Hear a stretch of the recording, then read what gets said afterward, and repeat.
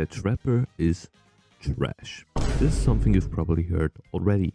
Every single YouTuber or streamer will tell you that Trapper is one of the worst or the worst killer in the game. Pretty much since the release of the game, and with that the release of the Trapper, he has been bottom tier, and with each passing year it gets worse and worse. Why is that though? We're going to talk about that in this video. If you enjoy it, leave a like, subscribe, I would really appreciate that. And if I see a lot of people enjoy this type of content, that just means I'll continue doing it with other killers. Anyways, let's talk about this ability. Trapper's ability is very simple. Like what his name says, his kit revolves around trapping stuff. Trapping tiles, trapping stack, trapping any kind of objects, whatever. He can do that by using his main ability, which are his bear traps. Trapper can go around, and by holding the right mouse button, he's able to put down and arm his traps. If a survivor steps into one of these traps, they'll be stuck and have to press left click to get out of that. Now this is fully based on RNG. A survivor might be able to get out after one single try, or it might take them 5 or more times to get out. So it's really just luck dependent. If a survivor frees themselves, they'll be injured. Running into a trap again while being injured won't down you if we exclude add-ons. So that means if you're injured and you walk into a trap, it won't really do anything. It might leave you deep wounded, but that's about it. Anyways, if a survivor is in a trap, the trapper will be notified and can see the survivor caught through walls. He can then go over and either hit them or instantly pick them up. Sounds pretty okay so far, right? Wrong. Very wrong. The trapper starts with 4 traps only, and the rest of the traps, which are 8, are just scattered around the map. So there might just be one trap close to the corner of the map, so you have to go all the way over there. So you have to go out of your way to pick them up, and after that you gotta go to the spots you want to trap. So you're wasting insane amount of time. Mind you, a little animation plays every time you put down a trap. You obviously get compensated by getting a 5% haste buff and movement speed buff, but that is nowhere near enough for all the time you've wasted just going, picking up the traps, going back to the tile, putting down the traps, arming the traps and whatnot.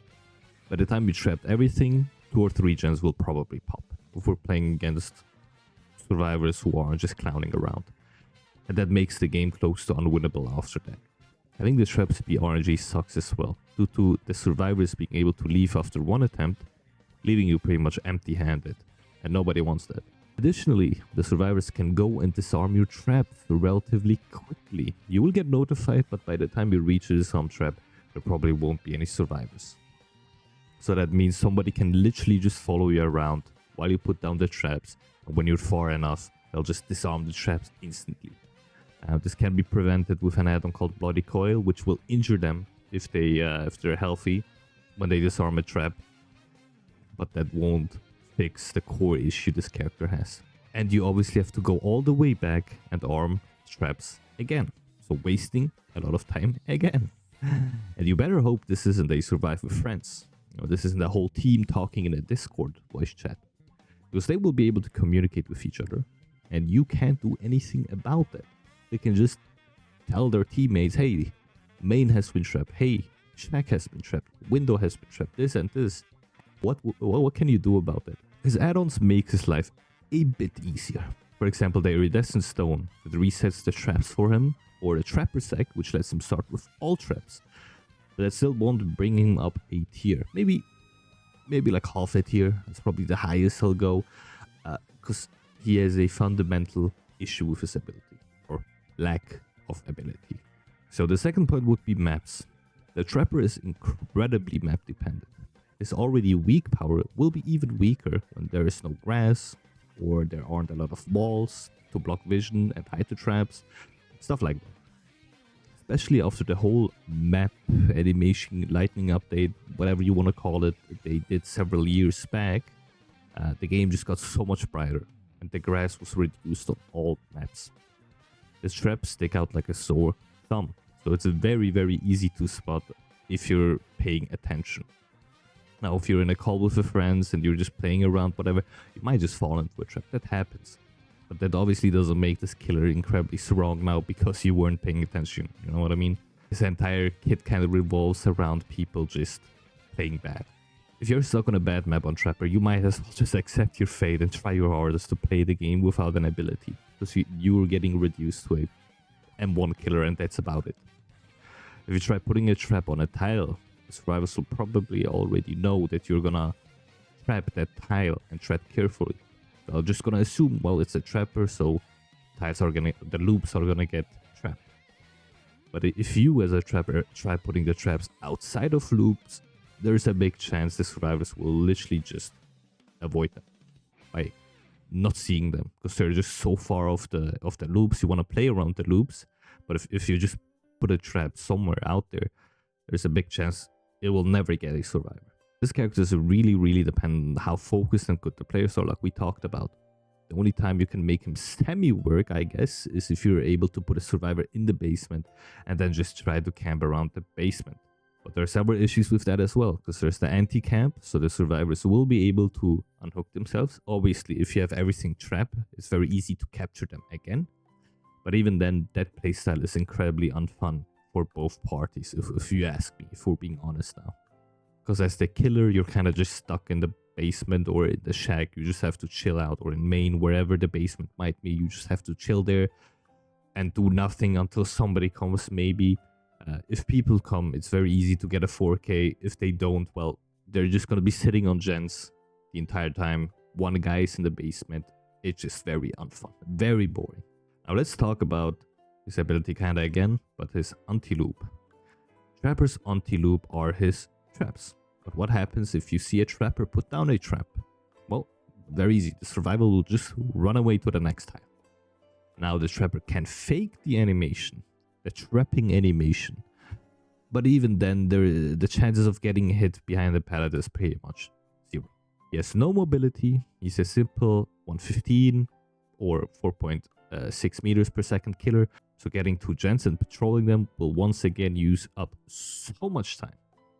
If someone lives or sprint bursts away, well, tough luck, buddy. You better hope they just fall into one of your traps, because you're not catching up to them. It's gonna take so much time. If somebody lives or sprint bursts away, well, that's another 20 seconds to the chase. Look at the newest killer in the roster, for example, Vecna from Stranger Things. He has an ability that is ranged, ignores walls, pallets, and any other objects. Comes out very fast, and additionally, he has mobility that he can use to traverse the map and potentially hit survivors as well. Trapper has traps. That's about it. You see the difference? You see the power creep that's happening here? Is there really a big issue with Trapper, or is it more an issue of DBD itself? Well, it's kind of both. Let's talk about the game state right now. The game right now is incredibly fast. If you play killer, you play on a timer. The longer it takes you to down somebody, the faster the gens will pop and the faster you will lose. The game rewards fast killers, or killers who can end a chase early. For example, Nurse. Nurse ignores everything. Nurse can just TP across the map very easily. What kind of tier does she have? Well, S tier. She has been the strongest killer since the game came out. Now, obviously, they don't want to nerf her, so they can kind of have the excuse of being like, well, the strongest killer is a free-to-play character, so it's not pay to win. But you know what I mean. Characters like Trapper or Ghostface are killers who just walk at you menacingly, and thus get punished by the game for not following the meta right now. Having Trapper be this easy of a champion is fine. There should be a character that is easy to understand, doesn't have a lot of stuff to do. He is the poster child of DBD after all, and the killer a lot of people start with, and I don't want them to change Trapper into a second blind with dashes and 3 million abilities like Vecna or whatever. He should be simple, because he's a good starter character. And I want them to keep the Trapper archetype, you know, him being able to trap stuff. We don't have that many characters who are like that. Only a limited amount, like Skull Merchant and Tag. Due to how popular he is in lower MMR or newer lobbies, whatever you want to call them, and how easy it is to get kills in these lower lobbies, it boosts his kill rate up incredibly high. Behavior will obviously look at that and be like, well, if we buff him now, he's gonna be a massive problem for newer players, because survivors can't really play around characters who are like Nurse or Blight. But let's talk about the conclusion. What can we decipher from all the things I've said so far? Well, Trapper is a horrible character. Trapper has been one of the worst characters, maybe even the worst character in the game pretty much since he came out. There might have been a time when the game got out that he might have been okay, but in that version there were like only 3 characters, so not really a big help here. One thing that I can recommend for a buff, which might make him a bit more annoying for newer players, but probably won't push him up even a singular tier, is making his Iridescent Stone and the Trapper Sack be base kit. There is no reason for Trapper to not start with all of his abilities. Why are there just traps on the edges of the map? You have to go out of your way to go into a corner, to a dead zone where literally nobody will be anyways, to pick up the trap and then go to a tile and put down the trap. The time wasted is so bad that the game will pretty much end by the time you're done with your arming of traps. The only time they can bring him out of F tier is by pretty much changing his ability. You can keep him as a trapper, but you gotta add something else to make him stronger. Because right now, his ability is very basic, very simple, very easy to counter, and you really have to rely on either hitbox bugs or just a lack of focus from the survivors. Especially with the Trickster rework coming up right now. Trickster is not that bad of a killer. He's a pretty mid, maybe below average killer. He does his thing. It's very annoying to play against. He's not the funnest character, if I'm being honest.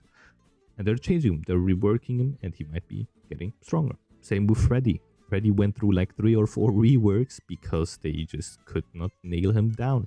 His first iteration was pretty much him being able to right click a survivor and then having to wait like 10 seconds until he can actually hit the survivor. That was bad. He just made the game incredibly slow and he wasn't able to kill anyone pretty much.